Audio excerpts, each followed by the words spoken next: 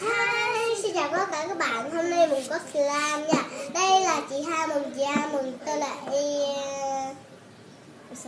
Isa, còn mình tôi là Anna. Ok, chúng ta sẽ lấy slime nha các bạn nha. Đây. Ok, chúng ta sẽ mở ra.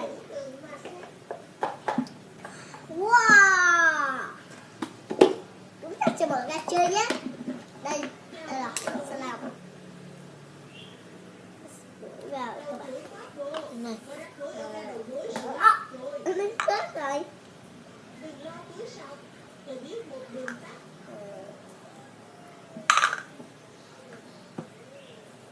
Để mình lấy cái quay rồi.